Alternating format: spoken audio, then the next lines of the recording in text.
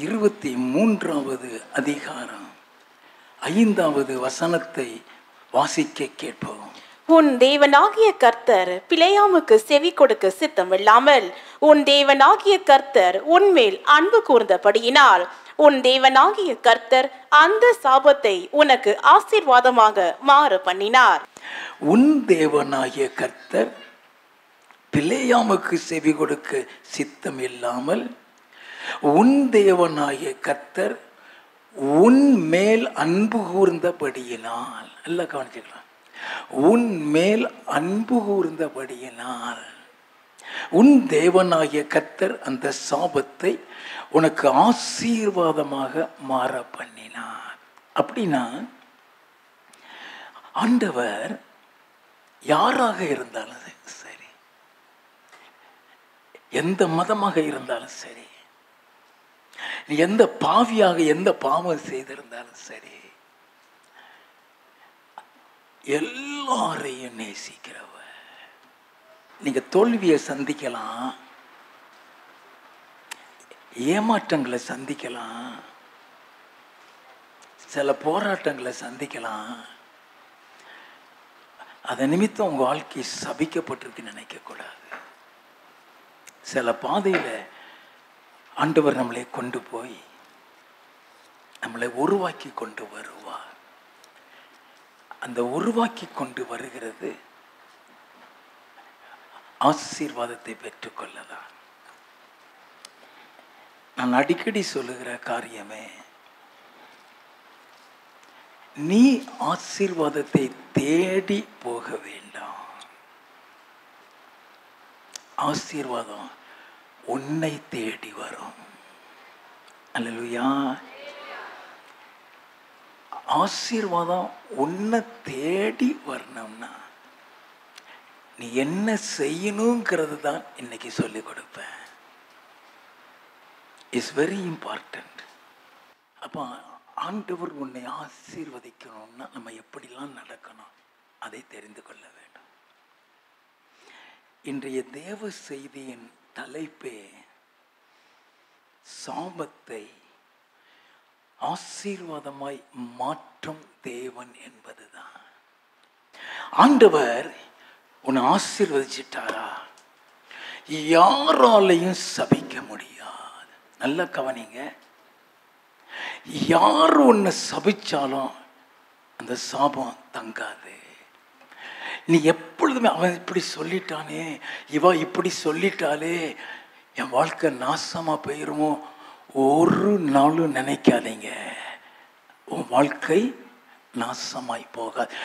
கர்த்தர் உன்னை ஆசீர்வதிச்சிட்டாரா, அந்த ஆசீர்வாதத்துக்கு விரோதமாக சபிக்கவும் முடியாது, உனக்கு மாந்திரிகம் செய்யவும் முடியாது.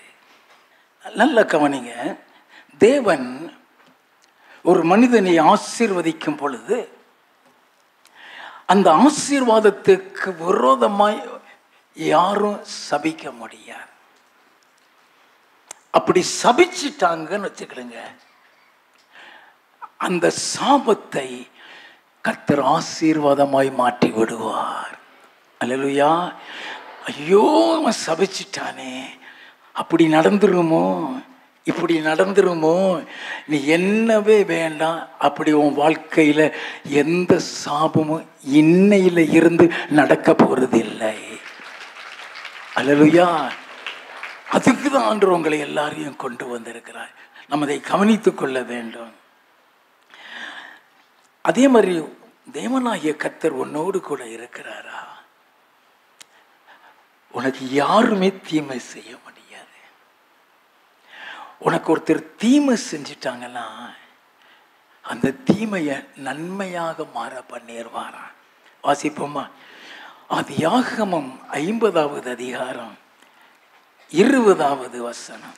நீங்கள் எனக்கு தீமை செய்ய நினைத்தீர்கள், தேவனோ இப்பொழுது நடந்து வருகிறபடியே வெகு ஜனங்களை உயிரோடே காக்கும்படிக்கு அதை நன்மையாக முடிய பண்ணினார். அதை நன்மையாக முடிய பண்ணினார். அல்லேலூயா. நல்லா கவனித்துக் கொள்ள வேண்டும். உனக்கு தீமை செய்யறாங்களா, அந்த தீமை நிமித்தம் நீ வேதனைப்படுகிறியா? அதே தீமையை கர்த்தர் உனக்கு நன்மையாக மாற பண்ணி விடுவார். அல்லேலூயா. வாசிப்போம், எப்படி சாபம் ஆசீர்வாதமாய் மாறும். அதை நம்ம தெரிந்து கொள்ள வேண்டாம். உபாகமம் 23வது அதிகாரம் 5வது வசனம். உன் தேவனாகிய கர்த்தர் பிலேயாமுக்கு செவி கொடுக்க சித்தமில்லாமல் உன் தேவனாகிய கர்த்தர் உன்மேல் அன்பு கூர்ந்தபடியினால் உன் தேவனாகிய கர்த்தர் அந்த சாபத்தை உனக்கு ஆசீர்வாதமாக மாற பண்ணினார். இதுல பிலேயாம் என்று இந்த வசனத்துல சொல்லப்பட்ட, நல்ல கவனிங்க, அந்த பிலேயாம் என்று சொல்லப்படுகிறவன் யாரை ஆசீர்வதிக்கிறானோ அவன் ஆசீர்வாதமா இருப்பான். அவன் யாரை சபிக்கிறானோ அவன் சபிக்கப்பட்டு போயிடுவான். ஆண்டவர் அவனுக்கு அப்படிப்பட்ட ஒரு கிருபையை கொடுத்திருந்தார். நல்ல கவனிங்க. அதனால மோவாபியருக்கு ராஜாவாய் இருக்கிற பாலாக் என்பவன் பிலேயாமுக்கு கூலி கொடுத்து, பணம் கொடுத்து அவனை அழைத்து வர சொல்லுகிறான். நல்லா கவனிக்க வேண்டாம். ஏன் அவனுக்கு கூலி கொடுத்து அழைத்து வர சொல்லுகிறான்னா, இஸ்ரவேல் மக்கள் எகிப்தில் இருந்து மீட்கப்பட்டு தேவனால் கானான் தேசத்துக்கு வழி நடத்தப்படுகிறாங்க. கானான் தேசத்துக்கு அவங்களை கூட்டிக் கொண்டு போய் கொண்டிருக்கிறாங்க. அப்படி போகிற வழியில தான் இந்த பாலாக் என்ற ஆட்சி செய்கிற மோவாப் தேசத்தில் வந்து இப்போ பாளையம் இறங்கி இருக்கிறாங்க. It's on the way towards Canaan. கானானுக்கு போகிற வழி அது. அந்த வழியில இவங்க தேசம் வழியாக போக வேண்டிய இவங்க தேசத்துல வந்து நிற்கிறாங்க. பெரிய கூட்டம், கடற்கரை மாதிரி இருக்குது கூட்டம்.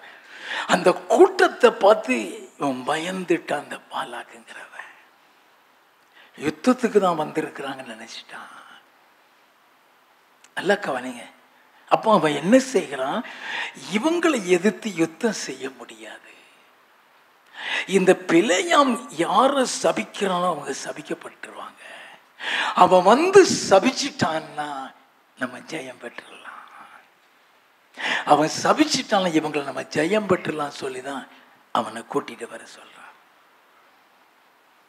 அவனை கூட்டிட்டு வர சொல்றது இஸ்ரவேல் மக்களுடைய கூட்டத்தை பார்த்து பயந்து நடுங்கி கூட்டிட்டு வர சொல்லலாம்.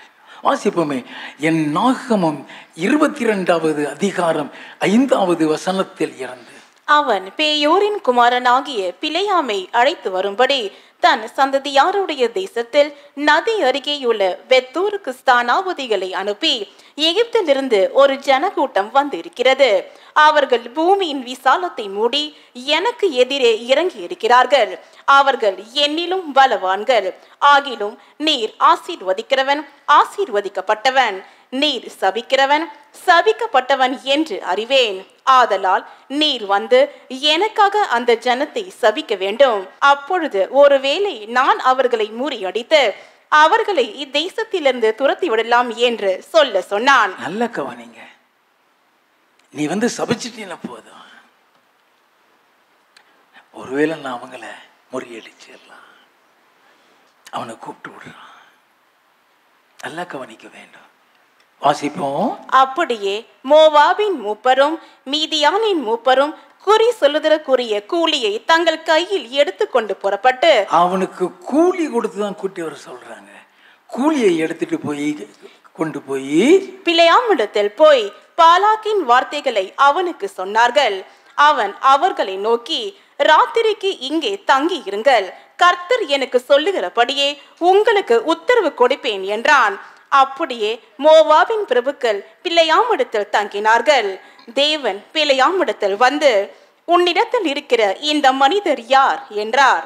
பிலேயாம் தேவனை நோக்கி, சிப்போரின் குமாரனாகிய பாலாக் என்னும் மோவாபின் ராஜா அவர்களை என்னிடத்துக்கு அனுப்பி, பூமியின் விசாலத்தை மூடுகிற ஒரு ஜனக்கூட்டம் எகிப்திலிருந்து வந்திருக்கிறது. ஆகையால் நீ வந்து எனக்காக அவர்களை சபிக்க வேண்டும்.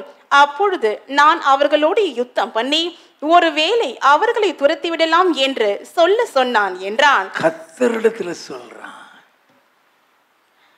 நீ சபிப்பா, நீ சபிச்சிட்டியா ஒருவேளை அவங்கள துரத்திடலாம். முக்கியமான பகுதி இப்ப வாசிக்க போகிறோம். கர்த்தர் என்ன சொன்னார்னு கவனிங்க. அதற்கு தேவன் பிலேயாமை நோக்கி, நீ அவர்களோட போக வேண்டாம், அவர்களோட போக வேண்டாம், அந்த ஜனங்களை சபிக்கவும் வேண்டாம், அந்த ஜனங்களை சபிக்க வேண்டாம், அவர்கள் ஆசீர்வதிக்கப்பட்டவர்கள் என்றார். அவர்கள் ஆசீர்வதிக்கப்பட்டவர்கள், அவர்களை சபிக்க போக வேண்டாம். இந்த வசனத்தின் மூலம் நல்ல கவனிங்க, தேவன் ஒருத்தனை ஆசீர்வதிச்சிட்டாரா, யாராலையுமே சபிக்க முடியாது. யாரு சபித்தால் அது பலிக்காது. நல்லா கவனிக்க வேண்டும். இவர்கள் ஆசீர்வதிக்கப்பட்டவர்கள் என்று சொன்னாலே அந்த ஆசீர்வாதத்தில் எத்தனை பெரிய காரியங்கள் மறைந்து கிடக்கிறது, எப்படிப்பட்ட ஆசீர்வாதங்கள் எல்லாம் அதில் இருக்கிறது என்பதை நாம் அறிந்து கொள்ள வேண்டும். தேவன் பிலேயாமிடத்தில் சொல்றாரு, நீ அவர்களோடு போக வேண்டாம், அவர்களை சபிக்க வேண்டாம், அவர்கள் ஆசீர்வதிக்கப்பட்டவன் சொன்னான். இந்த ஆசீர்வாதம் இவர்களுக்குன்னு வந்தது கிடையாது. இந்த ஆசீர்வாதம் ஆபிரகாம் மூலமாக வந்த ஆசீர்வாதம். நல்லா கவனிக்க வேண்டும். அவர்கள் பெற்றிருக்கிற இந்த ஆசீர்வாதம் ஆபிரகாம் மூலமாக வந்த ஆசீர்வாதம். ஆபிரகாம் தேவனை அறிந்தவன் அல்ல. ஆபிரகாம் தேவனை அறிந்தவன் அல்ல, கிறிஸ்தவனும் அல்ல. அவனும் வேற தெய்வத்தை வழிபட்ட குடும்பத்தில் உள்ளவன். அவனும் புறஜாதி குடும்பத்தில் பிறந்தவன் தான். நல்லா கவனிக்க வேண்டும். ஆண்டவனை அறிந்தவனை அவர் அழைத்து ஆசீர்வதிக்கவில்லை, தேவனை தெரிந்தவனை அவர் அழைத்து ஆசீர்வதிக்கவில்லை. தேவன் யாரையினாலும் தெரிந்தெடுப்பார், கிறிஸ்தவர்களை தான் தெரிந்தெடுப்பார் என்று இல்லை. ஆபிரகாமை பற்றி சொன்னேன், அவன் தேவனை அறிந்த குடும்பத்தில் உள்ளவன் அல்ல, அவன் கிறிஸ்தவன் அல்ல, அவன் வேறே தேவர்களை வழிபட்டு கொண்டிருந்த குடும்பத்தில் உள்ளவன், புற ஜாதியில பிறந்த. வாசிப்போமே யோசுவாவின் புஸ்தகம் 24வது அதிகாரம் 2வது 3வது வசனங்கள். அப்பொழுது யோசுவா சகல ஜனங்களையும் நோக்கி, இஸ்ரவேலின் தேவனாகிய கர்த்தர் சொல்லுகிறது என்னவென்றால், பூர்வத்திலே உங்கள் பிதாக்களாகிய ஆபிரகாமுக்கும் நாகோருக்கும் தகப்பனான தேராகு என்பவன் நதிக்கு அப்புறத்திலே குடியிருந்த போது அவர்கள் வேறே தேவர்களை சேவித்தார்கள். வேறே தேவர்களை சேவித்தார்கள். நல்லா கவனிச்சுக்க வேண்டாம். ஆபிரகாமுடைய தகப்பன் தேராகு, அந்த குடும்பம் முழுவதும் வேறே தேவர்களை சேவித்தவர்கள். வாசிப்போம். நான் நதிக்கு அப்புறத்தில் இருந்த உங்கள் தகப்பனாகிய ஆபிரகாமை அழைத்து கொண்டு வந்து அவனை கானான் தேசம் எங்கும் சஞ்சரிக்க செய்து அவன் சந்ததியை திரட்சியாக்கி அவனுக்கு ஈசாக்கை கொடுத்தேன். நல்லா கவனிக்க வேண்டாம். அப்படி என்றால் தேவனையே அறியாத ஒரு குடும்பத்தில் பிறந்த ஆபிரகாமை ஆண்டவர் அழைச்சிட்டு வர்றாரு. ஆண்டவரை பத்தியே தெரியாது, கர்த்தரை பத்தி அவனுக்கு தெரியாது. ஆண்டவர் அவனை அழைக்கிறார். அவனை அழைக்கும் பொழுது எப்படி சொல்லி அழைத்திருக்க வேண்டும்? நான் பரலோகத்தின் தேவன், என்னோடு வா, உன்னை பரலோகத்துக்கு கொண்டு போவேன் என்று சொல்லியிருக்க வேண்டும்.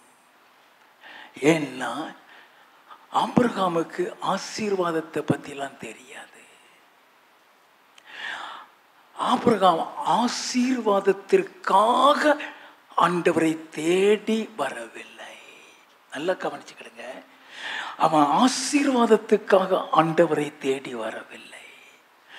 அவர் அழைக்கும் பொழுது அவர் தெய்வங்கிறத நம்புனா, அவரை விசுவாசித்தான், அவரை பின்பற்றினா பரலோகத்துக்கு போயிடலாம்.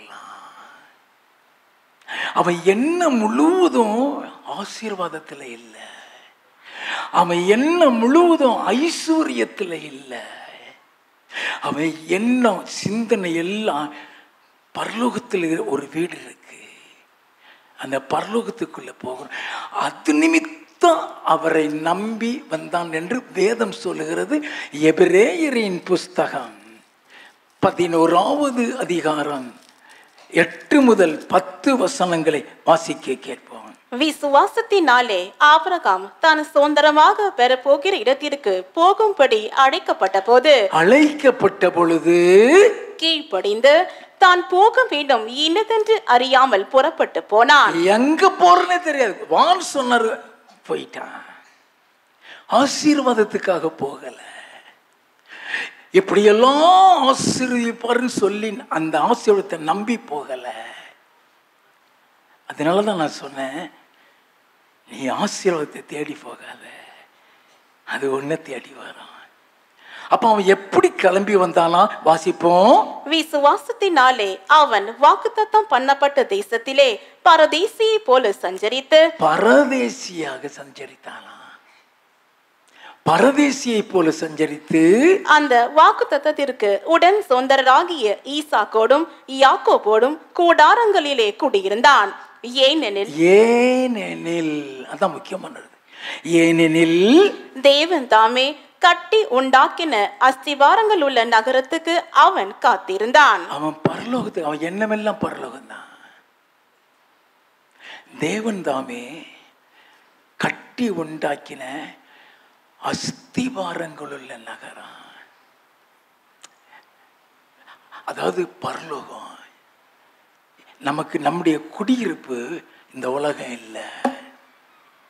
நல்லா கவனிங்க, இந்த உலக வாழ்க்கை டெம்பரரி. இந்த உலக வாழ்க்கைக்காக அவன் அங்க போகல. அவன் எதை நம்பி போகிறான்? 2 கொரிந்தியரின் புஸ்தகம் 5வது அதிகாரம் 1வது வசனம். பூமிக்குரிய கூடாரம் ஆகிய நம்முடைய வீடு அழிந்து போனாலும் தேவனால் கட்டப்பட்ட கை வேலையல்லாத நித்திய வீடு பரலோகத்திலே நமக்கு உண்டென்று அறிந்திருக்கிறோம். அந்த வீட்டுக்காக தான் அவரு பின்னால வந்தான். நல்லா கவனிச்சுக்கிறேங்க. அவ ஆண்டவரிடத்தில் வந்தது ஆசீர்வாதத்துக்காக அல்ல, அந்த பரலோகத்தை சுதந்திரிக்கிறதுக்காக. இன்னைக்கு பரலோகத்துக்காக இயேசுவை பிடிக்கிறவங்க கொஞ்சம் பேர் தான். பேருக்காக, புகழுக்காக, உயர்வுக்காக, பணத்துக்காக, ஐஸ்வர்யத்துக்காக, அவார்டுக்காக இயேசுவை நம்பி வருகிறவங்க தான் அநேகம். நல்லா கவனிக்க வேண்டும், நாம் அதை தெரிந்து கொள்ள வேண்டும். நீ எப்படி இயேசுவை நீ பிடிக்க வேண்டும்? உன்னோடு கூட இருந்து கர்த்தர் உனக்காக யுத்தம் பண்ணுவார். நல்லா கவனிக்க வேண்டும். உன்னோடு கூட இருந்து கர்த்தர் உனக்காக, ஒருத்தர் உனக்கு மந்திரம் செய்கிறானா, உன் கூட கர்த்தர் இருந்தார்னா உனக்கு செஞ்சும் உயிரோடு இருக்க மாட்டான். அவன் செய்கிற மந்திரம் உன்னை விட்டு போயிடும். அதற்கு பதிலாக நன்மையான காரியம் உன் வாழ்க்கையில் நடக்க ஆரம்பிக்கும். நல்லா கவனிக்க வேண்டும். அப்ப ஆபிரகாம் எதை நம்பி வருகிறான்? பரலோகத்தில் ஒரு வீடு இருக்கு. பிலிப்பியரின் புஸ்தகம் 3வது அதிகாரம் 20வது வசனம். நம்முடைய குடியிருப்போ பரலோகத்தில் இருக்கிறது. நம்முடைய குடியிருப்போ பரலோகத்தில் இருக்கிறது. அங்கே இருந்து கர்த்தராய் இருக்கிற இயேசு கிறிஸ்து என்னும் இரட்சகர் வர எதிர்பார்த்து கொண்டிருக்கிறோம். அங்கே இருந்து கர்த்தராகிய இயேசு கிறிஸ்து வர எதிர்பார்த்து கொண்டிருக்கிறோம். அப்போ நம்முடைய வீடு இங்கேயே கிடையாது. நீ உலகத்துக்காக நீ ஆண்டவரை பிடிக்க நினைச்சேனா அது பரிதபிக்க கூடிய காரியம். எல்லாம் கவனித்துக் கொள்ள வேண்டும். எந்த ஆசீர்வாதத்தையும் நீ தேடி போக வேண்டாம். அந்த ஆசீர்வாதம் உன்னை தேடி வரும். அல்லேலூயா. அப்ப ஆண்டவர் ஆபிரகாமை ஆசீர்வதிக்கிறார். அந்த ஆசீர்வாதம் என்னங்கிறது எப்போ வருகிறதுக்கு முன்னால இல்லை, வந்ததுக்கு அப்புறம் அழைக்கிறார். அவ்வளவுதான். அவரை நம்பிதான் வரணும்.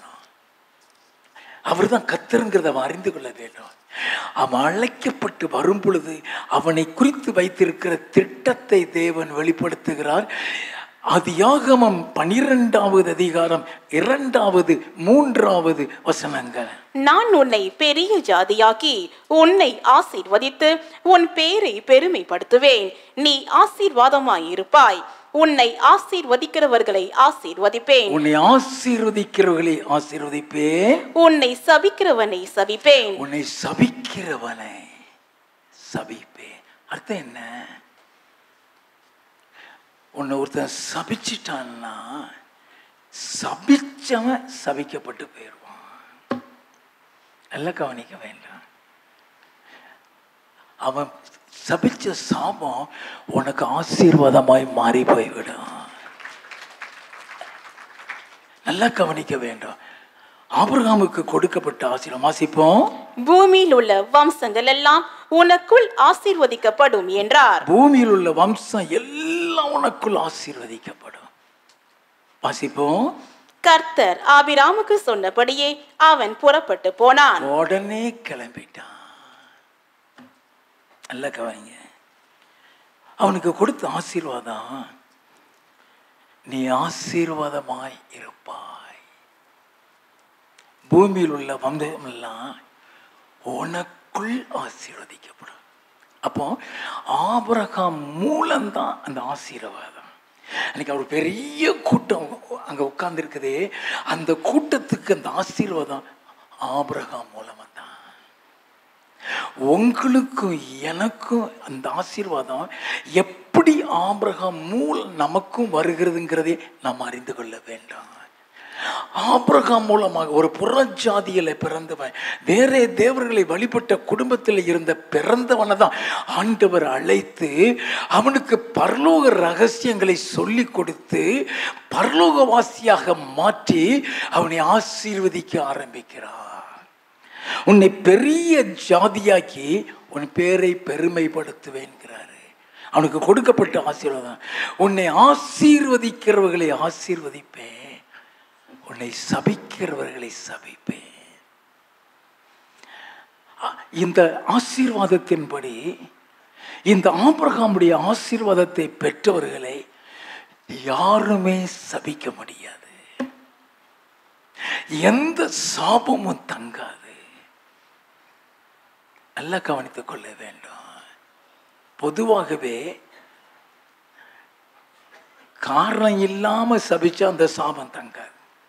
அது தெரியுமா?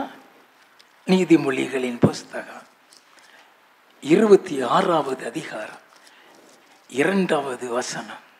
அடைக்கலான் குருவி அலைந்து போவது போலும் தகைவிலான் குருவி பறந்து போவது போலும் காரணம் இல்லாமலிட்ட சாபம் தங்காது. காரணம் இல்லாமலிட்ட சாபம் தங்காது. ஆனா ஆபிரகாமுடைய ஆசீர்வாதத்தை பெற்றவர்கள், அவங்களை யாராவது சபிச்சா சபிச்சவன் சபிக்கப்பட்டு போவான். இந்த ஆசீர்வாதத்தை பெற்றவர்கள் அவங்களுக்கு இந்த சாபத்தை ஆசீர்வாதமா மாத்திடுவார். நல்லா கவனிக்க வேண்டும். ஆதியாகமம் 12வது அதிகாரம் 3வது வசனம். உன்னை ஆசீர்வதிக்கிறவர்களை ஆசீர்வதிப்பேன். உன்னை யாரு ஆசீர்வதிக்காங்களோ அவங்க ஆசீர்வாதமா இருப்பாங்க. உன்னை ஆசீர்வதிக்கிறவர்களை ஆசீர்வதிப்பேன். வாசிப்போம். உன்னை சபிக்கிறவனை சபிப்பேன். உன்னை சபிக்கிறவர்களை சபிப்பேன். அடுத்த பக்கம் ஆபிரகாமுக்கு கொடுக்கப்பட்ட ஆசீர்வாதம் என்ன தெரியுமா? உன்னை ஆசீர்வதிக்கிறதன் மூலமாக கர்த்தர் உன்னோடு கூட இருக்கிறாங்கிறத நிறைவேற்பாரு. ஆதியாகமம் 21வது அதிகாரம் 22வது வசனம். அக்காலத்தில் அபிமெலேக்கும் அவன் சேனாபதியாகிய பிக்கோலும் ஆபிரகாமை நோக்கி, நீ செய்கிற காரியங்கள் எல்லாவற்றிலும் தேவன் உன்னுடனே இருக்கிறார். அவன் என்ன செய்கிறானா கர்த்தர் கூட இருந்ததை வாய்க்க செய்வார். The Lord will prove through the blessing of God that the Lord is with you. ஆண்டவர் உன்னோடு கூட இருக்கிறாருங்கிறத அவர் நிரூபிச்சு காட்டுவார். யார்கிட்டையும் எதையும் உன்னை எதிர்பார்க்க வைக்க மாட்டார். எல்லாம் கவனிக்க வேண்டாம். ஆண்டவர் அப்படிப்பட்ட ஆசீர்வாதத்தை தான் வச்சிருக்கிறார். ஆபிரகாமுக்கு ஆண்டவர் அப்படிப்பட்ட ஆசீர்வாதம். அவங்க சொல்றாங்க, நீ செய்கிற காரியம் எல்லாவற்றையும் கர்த்தர் உன் கூட இருக்கிறாருப்பா. அப்ப ஆண்டவர் கூட இருக்கிறத அந்த ஆசீர்வாதத்து மூலமா நிர்வகிப்பாரு. அவன் மகன் ஈசாக்கை பார்த்து ஈசாக்கு விரோதமா செயல்பட்டவங்க ஈசாக்கிட்ட வந்து என்ன சொன்னாங்க தெரியுமா? ஆதியாகமம் 26வது அதிகாரம் 28வது வசனம். அதற்கு அவர்கள், நிச்சயமாய் கர்த்தர் உம்மோடே கூட இருக்கிறார் என்று கண்டோம். நிச்சயமாய் கர்த்தர் உம்மோடு கூட இருக்கிறார் என்று கண்டோம். 29வது வசனத்தின் பிற்பகுதி, நீர் கர்த்தரால் ஆசீர்வதிக்கப்பட்டவராமே என்றார்கள். கர்த்தரால் ஆசீர்வதிக்கப்பட்டவன். நல்லா கவனிக்க வேண்டும். அவர் கூட இருக்கிற ஆபிரகாம் சோதோமில் போய் சோதோமுக்கு விரோதமாக வந்தவர்களிடத்தில் யுத்தம் பண்ணி அவன் சகோதரனாகிய லோத்தை மீட்டு கொண்டு வருகிறான். அப்ப சோதம் ராஜா கொள்ளையடிச்ச பொருளெல்லாம் ஆபிரகாமுக்கு கொண்டு வந்து கொடுக்கிறான். அதுக்கு ஆபிரகாம் என்ன சொல்றான்? ஆதியாகமம் 14வது அதிகாரம் 21வது வசனத்தில் இருந்து, சோதோமின் ராஜா ஆபிராமை நோக்கி, ஜனங்களை எனக்கு தாரும், பொருள்களை நீர் எடுத்துக்கொள்ளும் என்றான். பொருள்களை நீர் எடுத்துக்கொள்ளும் என்றான். அதற்கு ஆபிராம் சோதோமின் ராஜாவை பார்த்து, ஆபிராமை ஐஸ்வர்யவனாக்கினேன் என்று நீர் சொல்லாதபடிக்கு நான் ஒரு சரட்டையாகிலும் பாதரட்சை என் வாரையாகிலும் உமக்கு உண்டானவைகளில் யாதொன்றையாகிலும் எடுத்துக்கொள்ளேன் என்று வானத்தையும் பூமியையும் உடையவராகிய உன்னதமான தேவனாகிய கர்த்தருக்கு நேராக என் கையை உயர்த்துகிறேன். யாரிடத்திலும் எதையும் எதிர்பார்க்க மாட்டான். நல்லா கவனிக்க வேண்டாம். எனக்கு அவங்க இதை தந்துருவாங்களா, எனக்கு அவங்க அதை தந்துருவாங்களா, யாரு கையில், அதுதான் ஆசீர்வாதம். அதுக்கு பேர் தான் ஆசீர்வாதம். நல்லா கவனிங்க. உனக்கு என்ன வேணுமோ, என்ன வாங்கணுமோ, அதற்கு வேண்டிய பணத்தை அவரே தருவார். அவரே தருவார். நீ யார்கிட்டையும் எனக்கு இது தேவை இருக்குன்னு சொல்ல வேண்டியதே கிடையாது. நல்லா கவனிச்சுக்கிடுங்க. நம்ம சொல்ல வேண்டிய அவசியமே இல்லை. உன் தேவைகள் என்ன தேவைன்னு அவருக்கு தெரியும், தருவார். அத்தனை தேவையும் அவர் சந்திப்பார். நீ வெட்கப்பட்டு போக மாட்டாய். ஒரு நாள் நீ வெட்கப்பட்டு போக மாட்டாய். அல்லேலூயா. ஆசீர்வாதம் நாம தேடி போகிறது இல்லை, ஆசீர்வாதம் நம்மளை தேடி வரும் சொன்னேன்.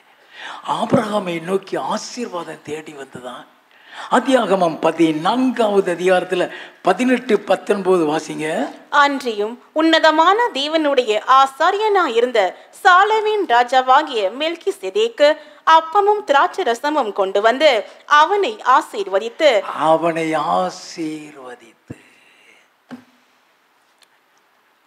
நல்லா கவனிங்க, வாசிப்போம். வானத்தையும் பூமியையும் உடையவராகிய உன்னதமான தேவனுடைய ஆசீர்வாதம் ஆபிரகாமுக்கு உண்டாவதாக. வந்து ஆசீர்வதிக்கிறான். அவன் வந்து ஆசீர்வதிக்கிறான். இந்த சாலேமின் ராஜாவாய் மெல்கிசேதேக்கின்னு சொல்றவன் இயேசு கிறிஸ்துவுக்கு ஒப்பானவன். பிறப்பும் இறப்பும் வேதத்தில் கிடையாது. அவன் வந்து அவன் ஆசீர்வாதம் நம்மளை தேடி வரும். எப்பொழுதுமே ஆண்டவருடைய ஆசீர்வாதம் உன்னை 4 பேருக்கு முன்னால கை நீட்ட வைக்க மாட்டாரியா? ஒரு நாளும் கை நீட்ட வைக்க மாட்டாரு. நல்லா கவனிச்சுக்கிடுங்க. அவர் ஆசீர்வதிக்கக்கூடிய தேவன். அவர் ஆசீர்வதிப்பார். போக்கட்டும். ஆபிரகாமுக்கு கொடுக்கப்பட்ட இந்த ஆசீர்வாதம் சாபத்தை ஆசீர்வாதமாக மாற்றுறது. நல்லா கவனிங்க. ஆபிரகாமுடைய வாழ்க்கையில சாபம் இருந்தது. அது யாருக்குமே தெரியாது. அவனுடைய வாழ்க்கையில சாபம் இருந்தது. அந்த சாபத்தை அவர் ஆசீர்வாதமாக மாற்றி, அதுதான் ஆபிரகாமுக்கு கொடுக்கப்பட்ட ஆசீர்வாதத்தின் விசேஷித்த தன்மை. ஆதியாகமம் 11வது அதிகாரம் 30வது வசனம். சாராய்க்கு பிள்ளை இல்லை, மலடியாயிருந்தாள். யாரு சாரா? ஆபிரகாமுடைய மனைவி. வேதம் சொல்லுகிறது அவளுக்கு பிள்ளை இல்லை, மலடியாயிருந்தார். பல வருஷங்கள் மலடிதான். அப்ப ஆண்டவர் சொல்லுகிறாரு, நீ ஆசீர்வாதமாயிருப்பாய். அந்த ஆசீர்வாதமாய் இருப்பாய் கொடுக்கும் பொழுது அந்த சாராளுடைய மலட்டுத்தன்மை அவளை விட்டு நீங்குகிறது. நல்லா கவனிக்க வேண்டாம். அவளுடைய மலட்டுத்தன்மை, அவளுடைய வாழ்க்கையில் இருக்கிற சாபம் மாறி அது ஆசீர்வாதமாக்கப்படுகிறது. ஆதியாகமம் 17வது அதிகாரம் 1வது 2வது வசனங்கள். ஆபிராம் 99 வயதான போது கர்த்தர் ஆபிராமுக்கு தரிசனமாகி, நான் சர்வ வல்லமையுள்ள தேவன், நீ எனக்கு முன்பாக நடந்து கொண்டு உத்தமனாயிரு. நான் உனக்கும் எனக்கும் நடுவாக என் உடன்படிக்கையை ஏற்படுத்தி உன்னை மிகவும் திரளாய் பெருக பண்ணுவேன் என்றார். பிள்ளை இல்லாதவனுக்கு தான் சொல்றாரு, உன்னை மிகவும் திரளாய் பெருக பண்ணுவேன். 5வது வசனத்தில் இருந்து, இனி உன் பேர் ஆபிராம் என்னப்படாமல் நான் உன்னை திரளான ஜாதிகளுக்கு தகப்பனாக ஏற்படுத்தினபடியால், திரளான ஜாதிகளுக்கு தகப்பனாக ஏற்படுத்தினபடியால் உன் பேர் ஆபிரகாம் என்னப்படும். உன் பேர் ஆபிரகாம் என்னப்படும். உன்னை மிகவும் அதிகமாய் பலுக பண்ணி உன்னிலே ஜாதிகளை உண்டாக்குவேன். உன்னிடத்தில் இருந்து ராஜாக்கள் தோன்றுவார்கள். பிள்ளை இல்லைங்க, எவ்வளவு பெரிய வாக்குத்தத்தத்தை கொடுக்கிறார். அவர் சொன்னதுதான். 15வது 16வது வசனங்கள். பின்னும் தேவன் ஆபிரகாமை நோக்கி, உன் மனைவி சாராயை இனி சாராய் என்று அழையாதிருப்பாயாக. சாராய் என்று அழையாதிருப்பாயாக.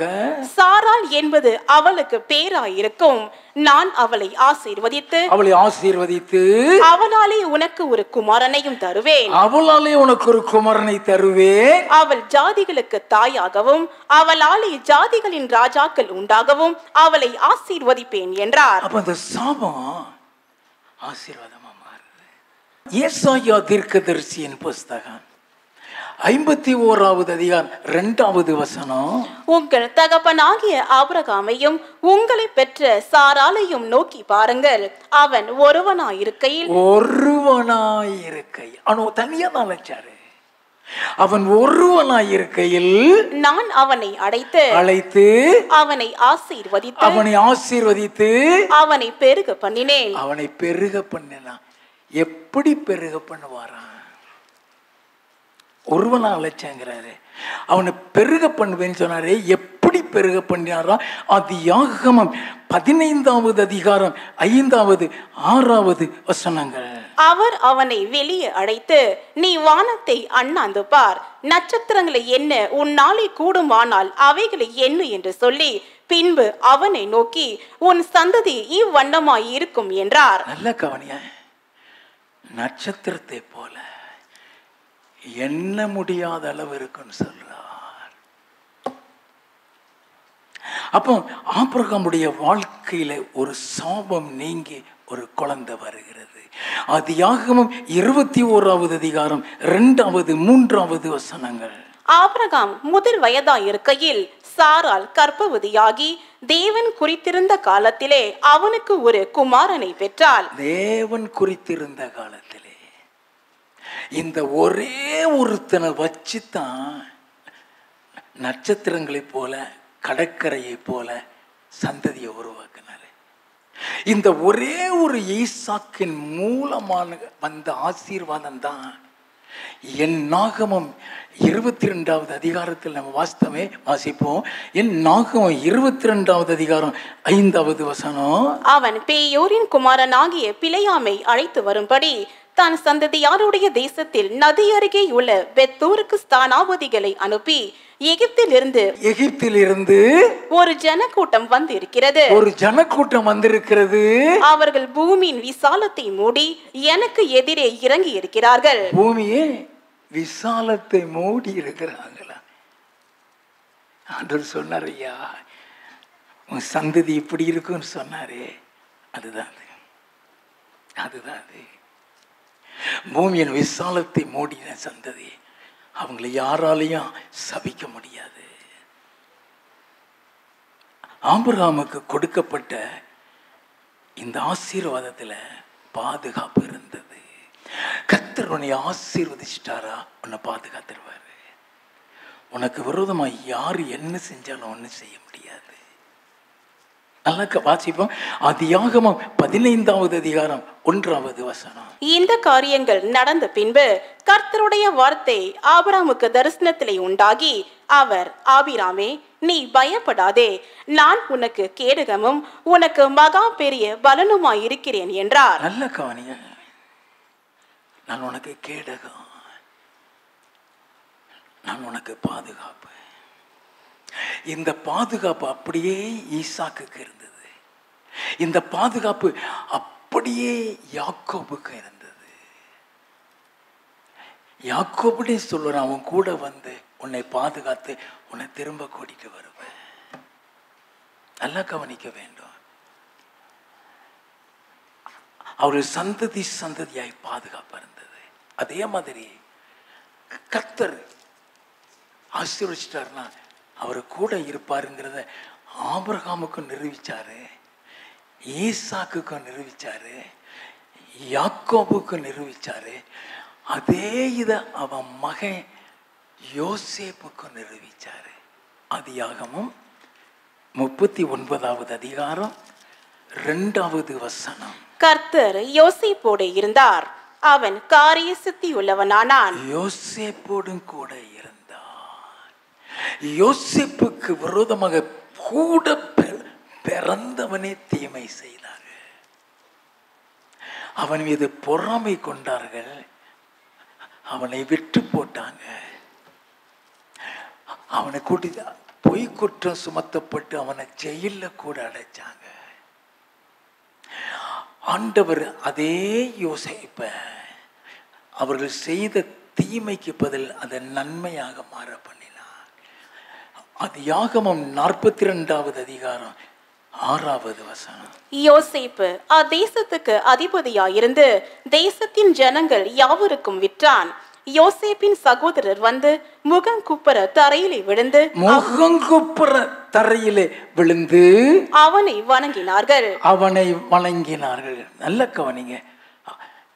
அவனுக்கு தீமை செஞ்சிருக்கிறாங்க, அந்த தீமையை நன்மையா மாற பண்றாரு. அவனை டாப்ல கொண்டு போயிட்டாரு. தீமை செஞ்சவன் வந்து காலில் விழுந்திருக்கிறான். ஆதியாகமம் 50வது அதிகாரம் 19வது வசனத்தில் இருந்து, யோசேப்பு அவர்களை நோக்கி, பயப்படாதிருங்கள், நான் தேவனா? நீங்கள் எனக்கு தீமை செய்ய நினைத்தீர்கள், தேவனோ இப்பொழுது நடந்து வருகிறபடியே வெகு ஜனங்களை உயிரோடே காக்கும்படிக்கு அதை நன்மையாக முடிய பண்ணினார். தீமையை நன்மையாக. ஆபிரகாமுக்கு கொடுக்கப்பட்ட ஆசீர்வாதத்துல மிக முக்கியமான ஆசீர்வாதம் பரலோகத்தை சுதந்திரிக்கிற ஆசீர்வாதம். நல்ல கவனிங்க. பரலோகத்தை சுதந்திரிக்கிறார். எபிரேயரின் புஸ்தகம் 11வது அதிகாரம் 9, 10 வசனங்கள். விசுவாசத்தினாலே அவன் வாக்குத்தத்தம் பண்ணப்பட்ட தேசத்திலே பரதேசி போல சஞ்சரித்து அந்த வாக்குத்தத்தத்திற்கு உடன் சொந்தராகிய ஈசாக்கோடும் யாக்கோபோடும் கூடாரங்களிலே குடியிருந்தான். ஏனெனில் தேவன் தாமே கட்டி உண்டாக்கின அஸ்திவாரங்கள் உள்ள நகரத்துக்கு அவன் காத்திருந்தான். அவன் பரலோகத்துக்காக தான் ஆண்டவரை பிடிச்சான். ஆதியாகமம் 15வது அதிகாரம் 15வது வசனம். நீ சமாதானத்தோட உன் பிதாக்களிடத்தில் சேருவாய். சமாதானத்தோட சேருவாய். நல்ல முதல் வயதிலே அடக்கம் பண்ணப்படுவாய். அது ஒரு பெரிய ஆசீர்வாதம். பாதி வயதில் நீ சாகாம இருக்கியா, அதே ஆசீர்வாதம். நீ சமாதானத்தோட போவ, அது ஆசீர்வாதம். அது பேரு அந்த ஆசீர்வாதத்தை ஆபிரகாம் கொடுக்க. ஆதியாகமம் 25வது அதிகாரம் 7வது 8வது வசனம். ஆபிரகாம் உயிரோடு இருந்த ஆயுசு நாட்கள் 175 வருஷம். பிற்பாடு ஆபிரகாம் நல்ல நரை வயதிலும் முதிர்ந்த பூரண ஆயுசிலும் பிராணன் போய் மரித்து தன் ஜனத்தாரோட சேர்க்கப்பட்டான். மரித்து அடக்கம் பண்ணப்பட்டான். அவன் எங்க இருக்கிறான்னா, மத்தேயு எழுதின சுவிசேஷம் 8வது அதிகாரம் 11வது வசனம். அநேகர் கிழக்கிலும் மேற்கிலும் இருந்து வந்து பரலோக ராஜ்யத்தில் ஆபிரகாம் ஈசாக்கு யாக்கோபு என்பவர்களோட பந்தி இருப்பார்கள். அவர்களோடு கூட பந்தி இருப்பார்கள். அதனால இந்த ஆசீர்வாதத்தை பெற்றவர்களைத்தான் பிள்ளையாமையை கொண்டு சபிக்க சொல்றான். அதனாலதான் ஆண்டவர் சொன்னாரு, அவங்களை நீ சபிக்க போக வேண்டாம், அவர்கள் ஆசீர்வதிக்கப்பட்டவர்கள், அவர்கள் ஆசீர்வதிக்கப்பட்டவர்கள். என்னாகமம் 22வது அதிகாரம் 12வது வசனம். அதற்கு தேவன் பிலேயாமை நோக்கி, நீ அவர்களோட போக வேண்டாம், அந்த ஜனங்களை சபிக்கவும் வேண்டாம், அவரை சபிக்கவும் வேண்டாம், அவர்கள் ஆசீர்வதிக்கப்பட்டவர்கள் என்றார். அவர்கள் ஆசீர்வதிக்கப்பட்டவர்கள். நல்லா கவனிங்க. இப்ப சபிக்கத்தான் கூப்பிட வந்தாங்க. சபிக்க கூட்ட வந்தவன் அவதே பிழையாம ஆண்டவர் இப்ப ஆசீர்வதிக்கும்படி அனுப்பி விடுகிறார். எப்படி ஆசீர்வாதமாய் அது மாறுகிறது பாருங்க. என்னாகமம் 23வது அதிகாரம் 5வது வசனம். கர்த்தர் பிலேயாமின் வாயிலே வாக்கு அருளி, நீ பாலாகனிடத்தில் திரும்பி போய் இவ்விதமாய் சொல்ல கடவாய் என்றார். இவ்விதமாய் சொல்ல கடவாய். அந்த சாபத்தை இப்ப ஆசீர்வாதமா மாத்துறாரு. 7வது வசனத்தில் இருந்து, அப்பொழுது அவன் தன் வாக்கியத்தை எடுத்துரைத்து, மோவாபின் ராஜாவாகிய பாலாக் என்னை கிழக்கு மலைகளில் உள்ள ஆராமில் இருந்து வரவழைத்து, நீ வந்து எனக்காக யாக்கோபை சபிக்க வேண்டும், நீ வந்து இஸ்ரவேலை வெறுத்து விட வேண்டும் என்று சொன்னான். தேவன் சபிக்காதவனை நான் சபிப்பதெப்படி? தேவன் சபிக்காதவர்களை நான் சபிப்பதெப்படி? கர்த்தர் வெறுக்காதவனை நான் வெறுப்பதெப்படி? கர்த்தர் வெறுக்காதவனை நான் வெறுப்பது எப்படி? கண்மலை உச்சியில் இருந்து நான் அவனை கண்டு குன்றுகளில் இருந்து அவனை பார்க்கிறேன். அந்த ஜனங்கள் ஜாதிகளோட கலவாமல் தனியே வாசமாயிருப்பார்கள். யாக்கோபின் தூளை எண்ணத்தக்கவன் யார்? இஸ்ரவேலின் கார் பங்கை எண்ணுகிறவன் யார்? நீதிமான் மரிப்பது போல் நான் மரிப்பேனாக. நல்ல கவனிங்க. அவனை எண்ணவே முடியாது. அவன் அப்படி ஆசீர்வதிக்கப்பட்டவன். அடுத்தபடியாக திரும்பி அவங்களை ஆசீர்வதிக்கிறான். எப்படி?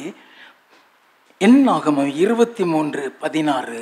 கர்த்தர் பிலேயாமை சந்தித்து அவன் வாயிலே வசனத்தை அருளி, நீ பாலாகனிடத்துக்கு திரும்பி போய் இவ்விதமாய் சொல்ல கடவாய் என்றார். எப்படி சொல்லு? 18ல இருந்து. அப்பொழுது அவன் தன் வாக்கியத்தை எடுத்துரைத்து, பாலாக்கே, எழுந்திருந்து கேளும், சிப்போரின் குமாரனே, எனக்கு செவி கொடும். பொய் சொல்ல தேவன் ஒரு மனிதன் அல்ல, மனமாற அவர் ஒரு மனுபுத்திரனும் அல்ல. அவர் சொல்லியும் செய்யாதிருப்பாரா? அவர் வசனித்தும் நிறைவேற்றாதிருப்பாரா? இதோ ஆசீர்வதிக்க கட்டளை பெற்றேன், அவர் ஆசீர்வதிக்கிறார். ஆசீர்வதிக்க கட்டளை பெற்றேன், அவர் ஆசீர்வதிக்கிறார். சாபத்தை அப்படியே ஆசீர்வாதமா மாத்துறாரு. வாசிப்போம். அதை நான் திருப்ப கூடாது. அவர் யாக்கோபிலே அக்கிரமத்தை காண்கிறதும் இல்லை, இஸ்ரவேலிலே குற்றம் பார்க்கிறதும் இல்லை. அவர்களுடைய தேவனாகிய கர்த்தர் அவர்களோடு இருக்கிறார். ராஜாவின் ஜெய கம்பீரம் அவர்களுக்குள்ளே இருக்கிறது. ராஜாவின் ஜெய கம்பீரம் அவர்களோடு இருக்கிறது. வாசிப்போம். தேவன் அவர்களை எகிப்தில் இருந்து புறப்பட பண்ணினார். காண்டா மிருகத்து கொத்த பெலன் அவர்களுக்கு உண்டு. காண்டா மிருகத்துக்கு நோஞ்சாங் கிடையாதுங்கிறான். அவன் நோஞ்சாங் கிடையாது. நீ கர்த்தரோட இருந்தீனா சோர்ந்து போயான்னு கிடக்க வேண்டாம். அந்த பலன் உனக்குள்ள இருக்கும். நல்லா கவனிச்சுக்கிடுங்க. காண்டா மிருகத்துக்கு ஒத்த பலன். வாசிப்போம். யாக்கோவுக்கு விரோதமான மந்திரவாதம் இல்லை. என்னது? உனக்கு சூனியம் வைக்க முடியாது, உனக்கு மந்திரம் வைக்க முடியாது. உனக்கு சூனியம் வச்சு பயமுறுத்தமான செய்வான். நீ பயப்படுன்னு சொல்லி. யாக்கோபுக்கு விரோதமான மந்திரவாதம் இல்லை, இஸ்ரவேலுக்கு விரோதமான குறி சொல்லுதலும் இல்லை.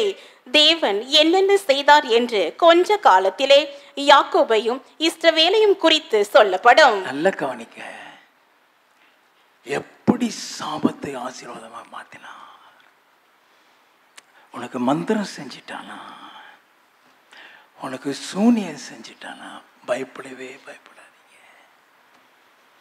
நீ எந்த மந்திரத்தை உன் கையில் எடுத்தினாலும் அந்த மந்திரம் செயலிழந்துருமோ ஒழிய அது ஒன்றை பாதிக்கவே பாதிக்காது. அல்லேலூயா. ஆபிரகாமுக்கு கொடுக்கப்பட்ட அந்த ஆசீர்வாதம் நீங்களும் நானும் பெற்று பரலோகத்தை சுதந்திரிக்கத்தான் ஆபிரகாமுக்கு உன் சந்ததி, உன் மூலம் உன் சந்ததி ஆசீர்வதிக்கப்படும் சொல்றாரு. நீங்களும் நானும் இந்த ஆபிரகாமுடைய ஆசீர்வாதத்தை எப்படி பெற்றுக்கொள்ளுகிறோம்? நீங்களும் நானும் யார் நம்மளை சபித்தாலும் அந்த சாபம் ஆசீர்வாதமாக மாறும். எப்படி? நமக்கு இந்த வாக்குத்தத்தத்தை கர்த்தர் எப்படி கொடுக்கிறார்? ஆதியாகமம் 22வது அதிகாரம் 17வது 18வது வசனங்கள். நான் உன்னை ஆசீர்வதிக்கவே ஆசீர்வதித்து, உன்னை ஆசீர்வதிக்கவே ஆசீர்வதித்து, உன் சந்ததியை வானத்து நட்சத்திரங்களைப் போலவும் கடற்கரை மணலை போலவும் பெருகவே பெருக பண்ணுவேன் என்றும், உன் சந்ததியார் தங்கள் சத்துருக்களின் வாசல்களை சுதந்திரித்துக் கொள்ளுவார்கள் என்றும், தங்கள் சத்துருக்களின் வாசல்களை சுதந்திரித்துக் கொள்ளுவார்கள் என்றும், நீ என் சொல்லுக்கு கீழ்ப்படிந்தபடியினால். நல்ல முக்கியமான பகுதி.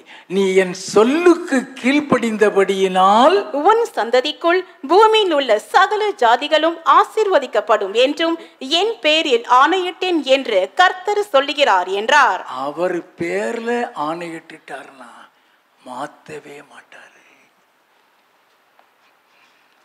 என் பேர்ல ஆணையிட்டேன்னு சொன்னதை மாத்தவே மாட்டாரு. உன் சந்ததின்னு சொன்னாரே, அது எந்த சந்ததி? கலாத்தியரின் புஸ்தகம் 3வது அதிகாரம் 16வது வசனம். ஆபிரகாமுக்கும் அவனுடைய சந்ததிக்கும் வாக்குத்தத்தங்கள் பண்ணப்பட்டன.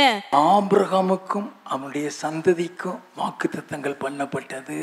சந்ததிகளுக்கு என்று அநேகரை குறித்து சொல்லாமல் உன் சந்ததிக்கு என்று ஒருவனை குறித்து சொல்லி இருக்கிறார். உன் சந்ததிக்கு என்று ஒருவனை குறித்து சொல்லி இருக்கிறார். அந்த சந்ததி கிறிஸ்துவே. கிறிஸ்துவே. அப்ப ஆபிரகாமுடைய ஆசீர்வாதம் இயேசு கிறிஸ்து மூலமாக தான் நமக்கு வருகிறது.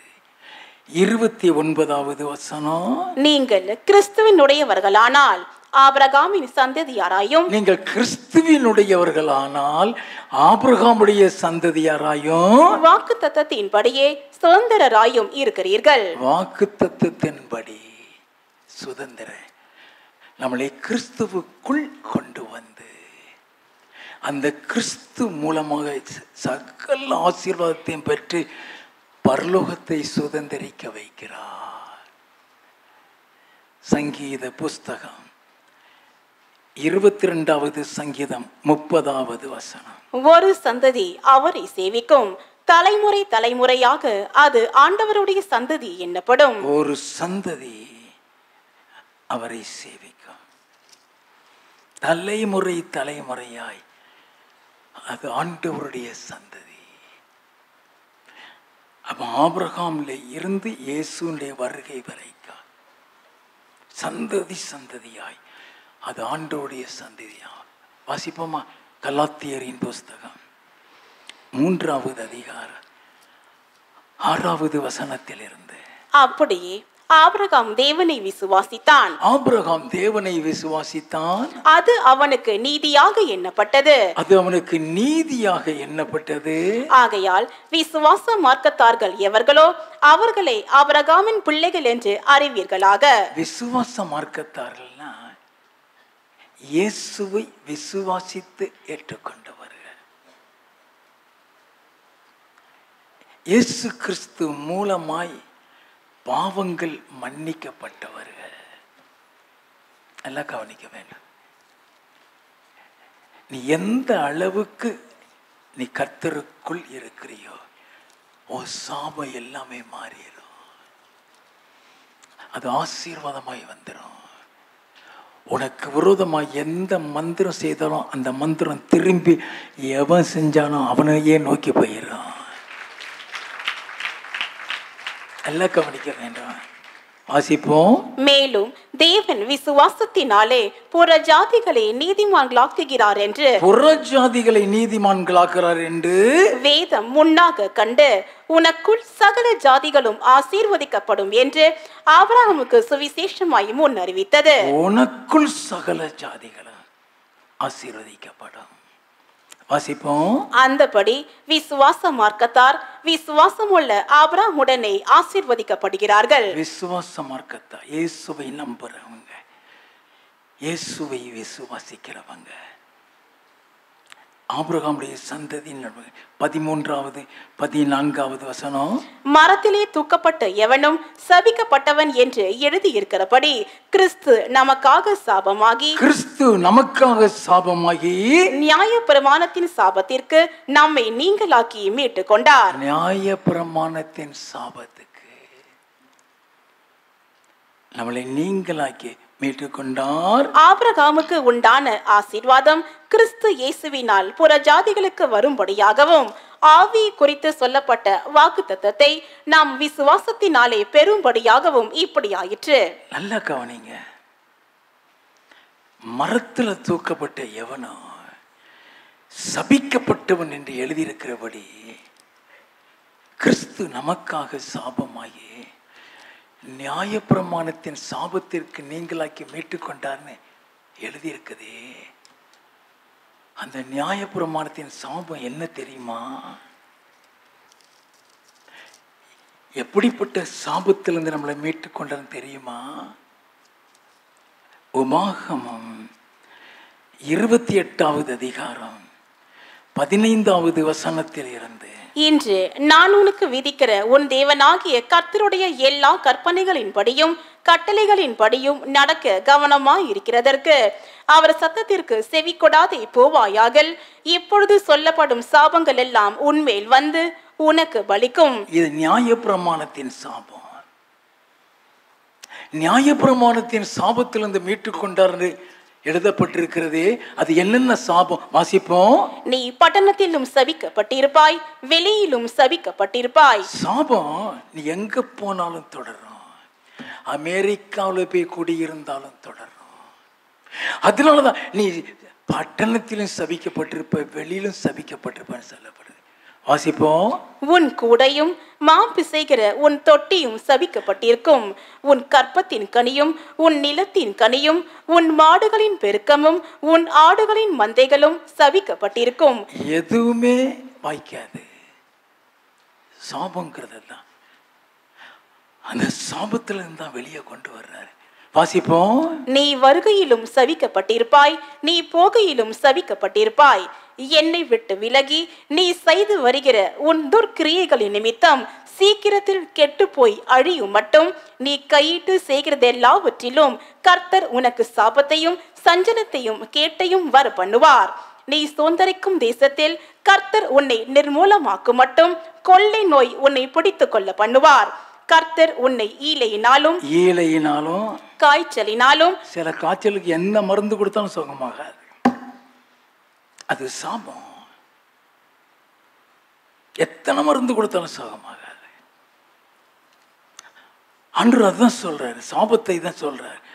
சாபத்துல உன்னை ஈழையினாலும் காய்ச்சலினாலும் உஷ்ணத்தினாலும் எரிவந்தத்தினாலும் வறட்சியினாலும் கருக்காயினாலும் விஷப்பணியினாலும் பாதிப்பா. நீ அழியும் மட்டும் இவைகள் உன்னை தொடரும்.